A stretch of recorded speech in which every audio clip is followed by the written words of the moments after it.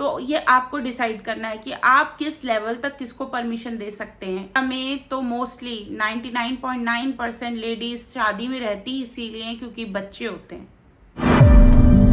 क्या आपने कभी भी ऐसा नार्सिसिस्टिक रिलेशनशिप निभाया है जहां पर जब भी आप कट ऑफ करने की कोशिश करते हैं, दी एंड करने की कोशिश करते हैं, तभी आपको उधर वापस खींचा जाता है?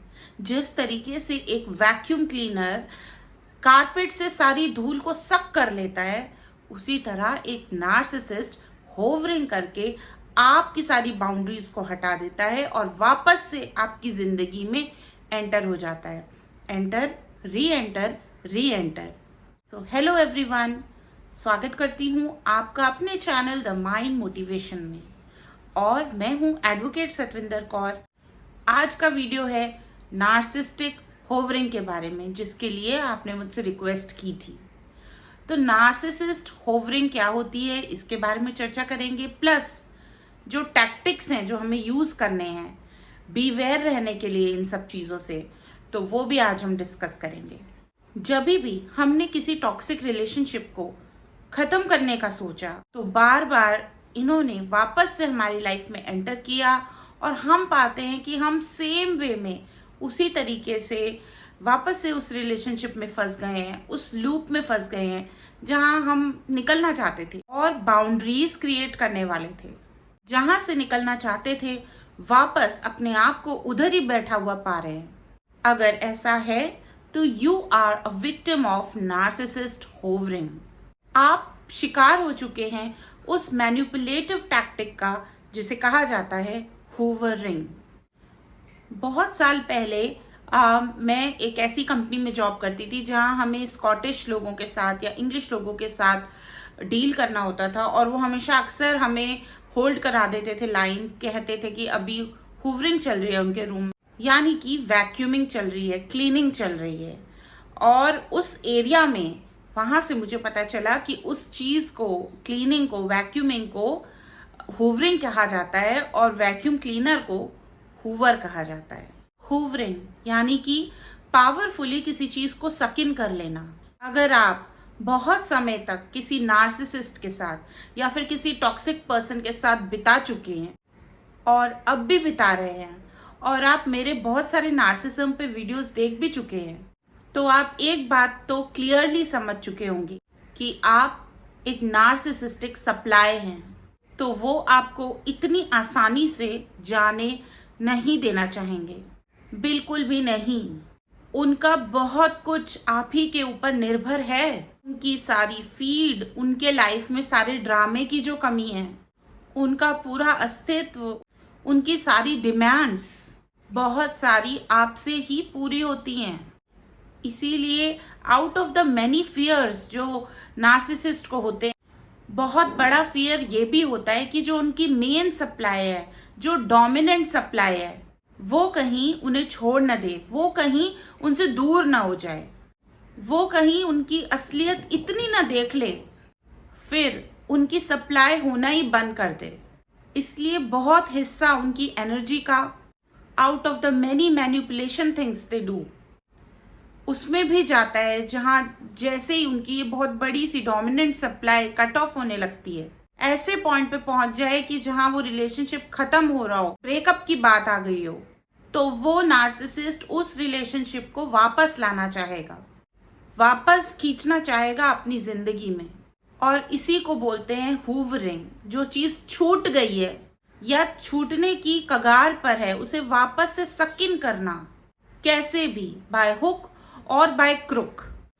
ये सक इन करने के लिए एक नार्सिसिस्ट बहुत सारे तरीके अपनाता है, स्वीट भी, कड़वा भी, खट्टा भी, क्या क्या टैक्टिक्स यूज करते हैं जो नार्सिसिस्ट यूज करता है अपनी सप्लाई को वापस सक इन करने के लिए। बहुत सारे ऐसे टैक्टिक्स हैं, तरीके हैं जो हुवरिंग के अंदर आ सकते हैं।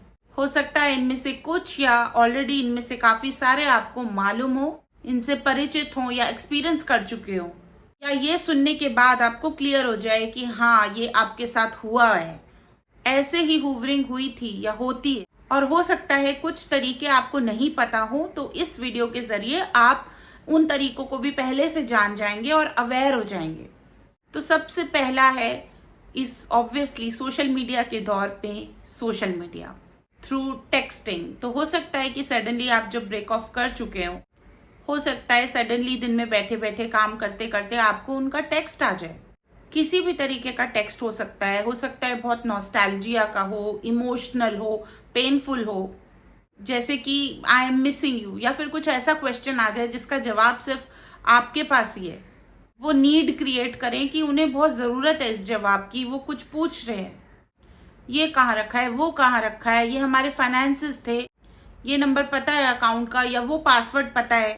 इस तरीके के क्वेश्चंस जो आपको लगे कि अब ये तो जवाब देने ही पड़ेंगे। और अभी अभी अगर आपका कट ऑफ हुआ है और सडनली कोई बर्थडे आ गया या कोई फेस्टिवल आ गया और एनिवर्सरी अगर साथ होती तो एनिवर्सरी का सडनली विश आ गया आपके लिए, तो आप कंफ्यूज हो गए what to make of this, क्योंकि आपका तो अब रिलेशनशिप है नहीं, we are no longer connected, we are away, we have cut off. तो फिर ये विश करने का क्या मतलब है? या फिर ऐसे टेक्स्ट आते रहे कि जैसे कि कुछ हुआ ही नहीं, वो प्रिटेंड कर रहे हैं सब कुछ नॉर्मल है, और वो आपको ही दोषी करने के लिए कि भाई मेरी तरफ से तो कोई प्रॉब्लम नहीं है, तुम्हारी तरफ से ही प्रॉब्लम है, और वो जस्ट एक नॉर्मल प्रिटेंड ही कर रहे हो कि हर चीज सही है उनकी नजर में, हर चीज अभी वैसे ही है जैसे कि वो होनी चाहिए, उनका स्टेटस अभी भी वही है। और अगेन ये आपके अंदर कंफ्यूजन और इरिटेशन क्रिएट करता है और ट्रैप्ड भी फील होता है फिर। तो इस तरीके की टेक्सटिंग हो सकती है। ये भी हो सकता है कि टेक्सटिंग डायरेक्टली ना करके आपके म्यूचुअल फ्रेंड्स के थ्रू या किसी फैमिली मेंबर के थ्रू की जाए। ये दूसरी टेक्निक है, फैमिली को यूज करना। फैमिली के थ्रू आपको गिल्टी किया जा रहा है कि बस आपका दोष है और उनका कोई दोष नहीं है, और फैमिली मेंबर्स आपको आके कहें कि this person is truly missing you, वो आपको बहुत मिस कर रहे हैं। या फिर यहाँ पर बच्चों का भी इस्तेमाल हो जाता है और आपको सडनली लगेगा फैमिली मेंबर्स उनके बारे में बोल रहे हैं कि वो तो बहुत अच्छे हैं और वो तो आपके लिए बहुत अच्छा बोलते हैं, बस आप ही एक ग्रजेस पाल के बैठे हुए हो अपने मन के अंदर। बच्चों का नाम लेके गिल्ट किया जा रहा है कि is really missing the family, और ये तो बहुत गलत हो गया, बहुत ऐसा नहीं होना चाहिए था। इसे तो कहेंगे कि फ्लाइंग मंकीज आपके पीछे छोड़ दिए जा रहे हैं। इनडायरेक्टली जो है आपको गिल्ट ट्रिप किया जा रहा है, या फिर डायरेक्टली आपको गैस लाइटिंग की जा रही है, जहां आपको बोला जा रहा है कि आप ही इस तरीके का सेल्फिश एक्शन कर सकते हैं कि ये थॉट कि you were meant to be together, लेकिन आप इस तरीके का एक्शन ले रहे हैं क्योंकि आप सिर्फ अपने ही बारे में सोच रहे हैं। तो आपने कभी सोचा है कि उन्होंने इतना फ्यूचर आपके साथ इमेजिन किया था, तो अब इस फ्यूचर का क्या होगा? आप सही स्टेप ले रहे हैं लेकिन किसी भी तरीके से आपको गैस लाइट करके वापस खींचा जा रहा है। आप एक टॉक्सिक नार्सिसिस्टिक रिलेशनशिप से दूर होना चाह रहे हैं, जो आपको शायद बहुत पहले ही कर देना चाहिए था, लेकिन फिर भी आपको उसमें वापस से ट्रैप किया जा रहा है। जैसे ही हम कदम उठाने की कोशिश करते हैं तो वो डायरेक्ट गैस लाइटिंग हमारे ऊपर चालू हो जाती है। गिल्टी फील कराना, खुद पे डाउट फील करवाना कि आपको लगे कि शायद आपने गलत डिसीजन ले लिया है, तो आप ही गलत कर रहे हैं, आपका स्टेप गलत है, आप सेल्फिश हैं, ताकि आप वापस वहीं के वहीं रह जाएं। ये हूवरिंग और भी कई तरीकों से हो सकती है, ये लव बॉम्बिंग का फॉर्म भी ले सकती है। वो आपको बहुत अच्छा फील कराएं, वो आपको नए नए तरीके के एक्सपीरियंसेस दें, वो आपके लिए सडनली वेकेशंस बुक कर दें, सडनली एक्सपेंसिव गिफ्ट्स देना शुरू कर दें, या फिर कोई चीज़ जो आप बहुत टाइम से चाहते थे सडनली वो आपको डिलीवर हो जाए, या फिर कैसे भी आपको कॉल करके बताया जाए कि भाई मैंने बहुत बड़ी चीज़ आपके लिए प्लान की है, ताकि आप कंफ्यूज हो जाएं, आपको अच्छा भी लगे और आप वापस से उस रिलेशनशिप के लिए हाँ बोल दें। और सडनली आपको ये भी लग सकता है कि उनको रियलाइज हो गया है और वो चेंज हो गए हैं और उनको आपकी कीमत समझ में आ गई है, और गिल्ट तो है ही कि वो हमारे लिए इतना कुछ कर रहे हैं, तो अब हम उनको मना कैसे करें। तो ये लव बॉम्बिंग बहुत ही ज्यादा सटल मैनिपुलेशन का तरीका होता है, आपको अच्छा फील करवा के, ताकि आप वो हार्ड स्टेप ना ले पाए जो आप लेने की कोशिश कर रहे हैं। And then another important way जहां से हूवरिंग क्रिएट हो सकती है वो है क्रिएटिंग एक डेलिबरेट इमरजेंसी, जहां एक बहुत खतरनाक तरीके से वो आपको कह देंगे, थ्रेट देंगे कि I am going to kill myself, मैं अपने आप को कुछ कर लूंगा, एक धमकी की तरह, एक थ्रेट की तरह, एक फोन कॉल पे आपको लटका के कि भाई मैं तो पिल्स लेने वाला हूँ, I will going to do something अगर तुम वापस अभी नहीं आ रहे हो तो। If you don't say yes और if you don't say you love me, जिससे कि आप ये कहेंगे कि नहीं नहीं ये स्टेप मत लीजिए, मैं वापस से रिलेशनशिप करने को तैयार, या फिर कुछ और तरीके की धमकियां देना या फिर बेसिकली ब्लैकमेल करना। नेक्स्ट है थ्रेट ऑफ वायलेंस, जहां पर एक वो आपको थ्रेट देते हैं इसी तरीके से रिलेटेड कि अगर आपने ये नहीं किया तो मैं ऐसे कर दूंगा, वैसे कर दूंगा, ये चीजें सबको बता दूंगा, या ये जो तुमने वीक मोमेंट्स में बातें बोली थी ये मैं सबके साथ शेयर कर दूंगा, जो कि बहुत ही अनजस्ट है, बहुत अनफेयर है आपके साथ। तो ये सब बातें भी हूवरिंग में ही आती हैं। अगेन स्मीयर कैंपेन करना, जब आप कट ऑफ कर चुके हैं, जब आप सेपरेट कर चुके हैं, जब आप you have started living on your own way, suddenly आपको लगेगा, पता चलेगा कि इतने सारे लोगों को इन्होंने आपके बारे में उल्टी सीधी बातें बोली हुई हैं, आपकी इमेज डिस्ट्रॉय की हुई है, आपकी बहुत गलत पिक्चर पेंट की हुई है लोगों के दिमागों में, बहुत सारे फॉल्स एक्विजिशंस आपके ऊपर लगे हुए हैं, बहुत ही मिसलीडिंग चीजें आपके बारे में बोली गई हैं, और ये सब वो जान पहचान के लोगों में बोल रहे हैं, जहां लोग आपको जानते हैं, जहां आपकी इमेज पे वाकई प्रॉब्लम हो गई है, बट वो यही चाहते हैं कि आप वापस आ जाओ। उन्हें कॉल करेंगे, आप किसी तरीके से रिएक्ट करेंगे कि आप इन धमकियों से डर गए हैं, तो आप अपना रिएक्शन उन तक पहुंचाएंगे, तो वो उनको लगेगा कि आप ट्रैप में फंस रहे हो। आप उन्हें कॉल करेंगे, पूछेंगे कि ये सब क्या हो रहा है, या फिर आप उन्हें प्लीड करेंगे कि ये सब बंद करो, ये सब ठीक करो। उनका मकसद यही है कि आप बस किसी तरीके से वापस आ जाएं, उनसे रिएक्ट करें, उनसे बात करें, वापस से उनके कंट्रोल में आ जाएं, वापस से उनसे कांटेक्ट करें, बात करें। अब या तो उनकी डोमिनेंस बनी रहे आपसे अच्छे तरीके से, आपको गिफ्ट्स देकर, आपको प्लीज करके, और या तो फिर इस तरीके से डरा धमका कर। बस वो चाहते हैं कि आप उनके कंट्रोल में, उनके अंडर में ही रहें आप। फिर नेक्स्ट है हूवरिंग का तरीका कि वो चेंज हो जाएंगे, वो आपको रीअश्योर करेंगे कि हाँ नहीं मैं बदल गया हूँ, मैं बदल चुका हूँ, अब ये सब चीजें दोबारा नहीं होंगी, ताकि आप उनके झांसे में फिर से फंस जाए, उनके रिलेशनशिप में वापस से आ जाए। वो आपको फुल कॉन्फिडेंस के साथ बोलेंगे कि अब कुछ गलत होगा ही नहीं, वो सब कुछ ठीक कर देंगे। वो आपको इतना इमोशनली कर देंगे इन चीज़ों को लेकर कि आपको लगेगा कि नहीं, वो आपके खोए हुए प्यार हैं, उनको छोड़ना नहीं है, भगवान ने आपको मिलाया है उनसे, तो आप उनको छोड़ ही नहीं सकते हैं। वो इतना ज़्यादा इमोशनल करके आपको बोलेंगे कि नहीं, बस ये रिश्ता टूटना ही नहीं है, हमारे घरों में ऐसा नहीं होता, हमारे घरों में रिलेशनशिप्स टूटते नहीं हैं। तो अगर शादी भगवान ने कराई है तो फिर वो चीज चेंज हो ही नहीं सकती। लेकिन ये सिर्फ एक टैक्टिक है, वो कभी भी बदलने वाले नहीं है। एक नार्सिसिस्ट बंदा कभी भी चेंज नहीं हो सकता। ये आप प्लीज मेरी बात को नोट कर लीजिए, क्योंकि आप बार बार अपने आप को सेम पेन देते रहेंगे। सडनली आप देखेंगे कि वो आपको स्टॉक कर रहे हैं ताकि आप कहीं जा ना पाए। आपके कुलीग्स आपको देख रहे हैं, अगर आप ऑफिस से बाहर निकल रहे हैं या आप कहीं जा रहे हैं, तो वो आपको स्टॉक कर रहे हैं, फिजिकली भी और आपके सोशल मीडिया पे भी, ताकि आप उनके एक ट्रैप में रहें, ताकि आपको ये लगे कि नहीं, दो आंखें उनकी आपको देख रही हैं, आप निकल ना पाए इमोशनली और फंसते ही जाए उनके साथ। और अगर आप उनके सामने आ जाएंगे तो वो ऐसे बिहेव करेंगे जैसे कि कुछ हुआ ही नहीं है, चलो मैं तुम्हें घर ड्रॉप कर देता हूँ, चलो मेरे साथ यहाँ चलो, चलो ये काम है, चलो ये कर लेते हैं, तुम्हारे पेरेंट्स को डॉक्टर को दिखाना है, चलो दिखा देते हैं। तो वो सब कुछ सेम वैसे ही करते रहेंगे जैसे कि कुछ हुआ ही नहीं है। और ये सब इतना कुछ आपके साथ होगा तो आपको ये लगेगा कि यार मैं इतना ड्रेन फील हो रहा है मुझे, कि मैं इतना कोशिश करके भी इनसे हट नहीं रहा हूँ, उल्टा मुझे और प्रॉब्लम हो रही है, मेरे साथ बैगेज हो रहा है, मेरी लाइफ के ईयर्स खराब हो रहे हैं, मेरे को जो एम्बिशंस, अपने सपने पूरे करने वो सब भी मैं नहीं कर रहा हूँ, तो इस बेटर कि मैं इनके पास वापस ही चले जाऊँ। ये थिंकिंग आ जाएगी आपके अंदर। और जहाँ पे ये सब कुछ अंडरस्टूड है कि वो बच्चों को यूज ना करें, तो वो यहाँ पर बच्चों को एज अ वेपन यूज करना स्टार्ट कर देंगे, जो कि अल्टीमेट टैक्टिक है। अगर बच्चों को यूज किया तो माँ तो आ ही जाएगी कब्जे में। ये सब चीजें होती है। सडनली आप देखेंगे नहीं, बच्चों को स्कूल से लेने चले गए, बच्चों के काम करने लगे, बच्चों को कॉल करने लगे, तो ये सब चीजें होंगी जहाँ फिर आप फंस ही जाएंगे। आपको ये लगेगा चलो मेरे बच्चों का और कोई तो अच्छा नहीं सोचेगा, यही अच्छा सोचेगा, तो आप फिर फंसे ही रहेंगे। और इंडिया में तो मोस्टली 99.9% लेडीज शादी में रहती इसीलिए क्योंकि बच्चे होते हैं।